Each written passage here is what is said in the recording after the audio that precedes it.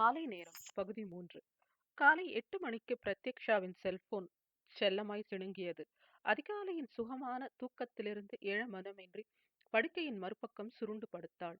மீண்டும் செல்போன் ஒலிக்க கண் எரிச்சலோடு செல்லை எடுத்தபோது சுரேஷ் என ஒளிர்ந்தது.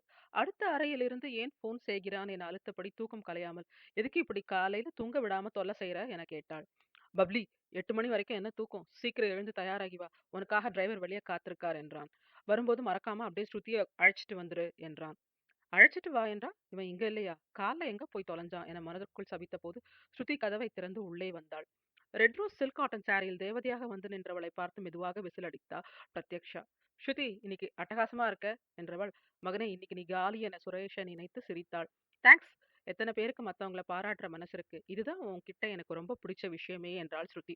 நீ ஏன் சாரி சல்வார்லாம் போடுறது இல்ல என கேட்டவளிடம், பெருசா காரணம் இல்ல, ஜீன்ஸ் ஃபார்மல் பேண்ட்ஸ் என்ன பழகிடுச்சு. 2 வருஷமா எக்ஸசைஸ் செய்யாம விட்டதுல வெயிட் வேற போட்டுடுச்சு. சாரி கட்டினா இன்னும் குண்டா தெரியுது. சரி, நீ வெயிட் பண்ணு, நான் ஒரு 5 நிமிஷத்துல கிளம்பி வரேன் என்றாள் பிரத்யக்ஷா. 5 நிமிடத்தில் தயாராகி வந்தவள் ரிலாக்ஸ்டாக பேசிக் கொண்டிருந்த பெரியவர்களை பார்த்து, நீங்க வரலையா என கேட்டாள். இல்ல, நீங்க போயிட்டு வாங்க, நேற்றையே சுற்றியது எங்களுக்கு ரொம்ப அலுப்பா இருக்கு, நாங்க இன்னைக்கு முழுக்க இங்கேயே ரெஸ்ட் எடுத்துக்கிறோம் என்றார் சுகன்யா. சிரித்தபடி கையசைத்து விட்டு காரில் ஏறி சென்றவளை அன்புடன் பார்த்து கொண்டிருந்தார் சுகன்யா.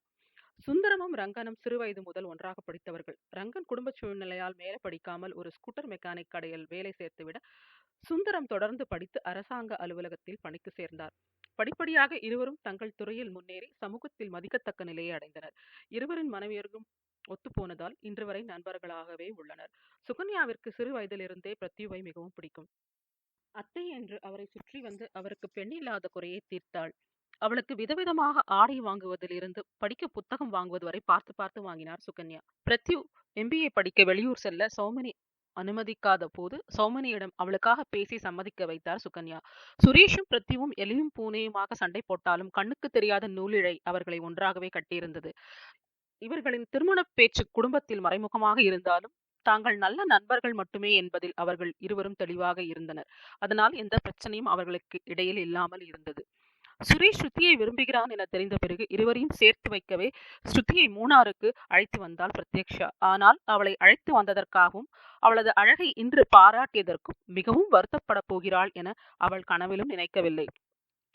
கார் டிரைவர் இருவரையும் இறக்கிய இடம் இரவிக்குளம் வனவிலங்கு சரணாலயம். எதற்கும் முன்னாடியே இங்கே வந்து காத்திருக்கிறான் என யோசித்த டிக்கெட் எடுக்கும் வரிசையில் முதலாவதாக நின்றிருந்த சுரேஷை பார்த்தாள். டிக்கெட்டை வாங்கி கொண்டு வேகமாக வந்தவன் அவளின் கையை பிடித்து வேகமாக இழுத்தபடி வன இலாக்காவின் வண்டியில் ஏற்றி அமர வைத்தான். அவர்கள் பின்னால் ஓடி வந்த ஸ்ருதியும் அவளும் ஒரு சீட்டில் அமர பின் சீட்டில் அமர்ந்தான் சுரேஷ். நீயே சீக்கிரம் வந்த, என் கூடவே வந்திருக்கலாமே என்றாள் பிரத்யு. நாம இப்போ நீலகிரி தார் பார்க்க போயிட்டு இருக்கோம் என்றான் சுரேஷ். என்ன ஸ்பெஷல்? நம்ம சென்னை ரோட்ல தான் தார் போடுவதை பார்க்கிறோமே, கருப்பா தானே இருக்கும், இல்ல இங்க வேற கலர்ல இருக்குமா என அவள் கேட்டவுடன் ஸ்ருதியும் சுரேஷும் விழுந்து விழுந்து சிரித்தனர். அவன் வயிற்றை பிடித்தபடி சிரிக்க ஸ்ருதி தன் சிரிப்பை கட்டுப்படுத்தி கொண்டு, இல்ல பிரத்யு, நீலகிரி தார் என்பது தமிழ்ல வரையாடுன்னு சொல்லுவாங்க, இது ஒரு வகையான காட்டு ஆடு என்றாள். அவளும் சமாளிக்கும் விதமாக, ஓ அப்படியா என கேட்டு தலையசைத்தாள் பிரத்யக்ஷா. அவர்கள் சென்ற வண்டி மலையில் இருந்து வன இலாக்கா அலுவலகத்தின் வாசலில் நின்றுவிட, இங்கிருந்து நடந்து போய் நீங்க வரையாட்ட பார்க்கலாம், நாங்க இங்கே வெயிட் பண்றோம் என்றார் டிரைவர். ஸ்ருதி வன இலாக்கா அலுவலகத்திலிருந்து வரையாட்டை பற்றிய பலகிலிருந்த தகவல்களை படிக்கலானாள். அவளின் பின்னாலே சென்றவனை தனியாக இழுத்து வந்தாள் பிரத்யக்ஷா. உன்னை என்ன செய்யறது, ஒரு ஆட்டை பார்க்கவா என்ன தூக்கத்திலேருந்து எழுப்பின, முன்ன பின்ன நீ ஆட்டை பார்த்ததே இல்லையா என புரிய தொடங்கினாள்.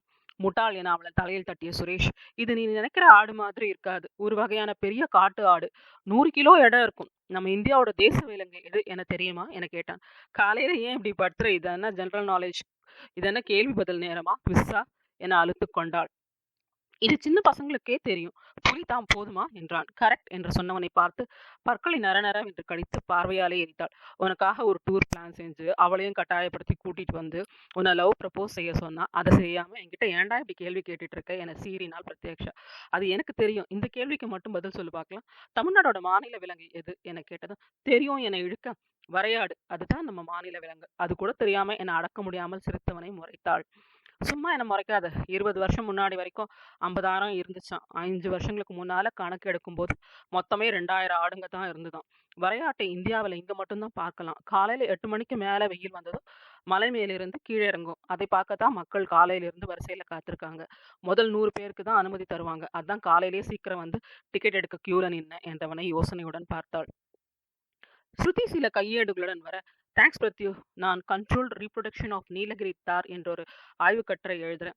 நேற்று சுரேஷிடம் இதை பற்றி சொன்னேன் என அதற்கு மேல் அவள் சொன்னது எதுவும் பிருத்வியின் காதில் விழவில்லை. அவளின் பார்வையை தாங்காமல் சுரேஷ் ஓடத் தொடங்க அவனை துரைத்து கொடுத்தவள் தலையில் நன்றாக நங்கு நங்கு என கொட்டினாள்.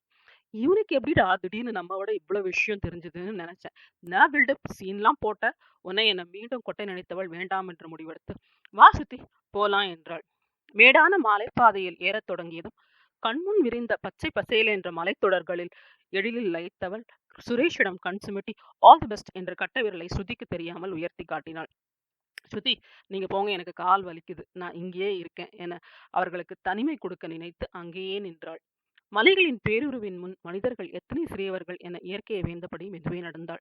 பின்னால் இருந்து அவளை ஏதோ வேகமாக தள்ள, விழுந்து விடாமல் இருக்க பக்கத்தில் இருந்த மரத்தை பிடித்து கொண்டு ஆ என அலறிவிட்டாள் பிரத்யக்ஷா.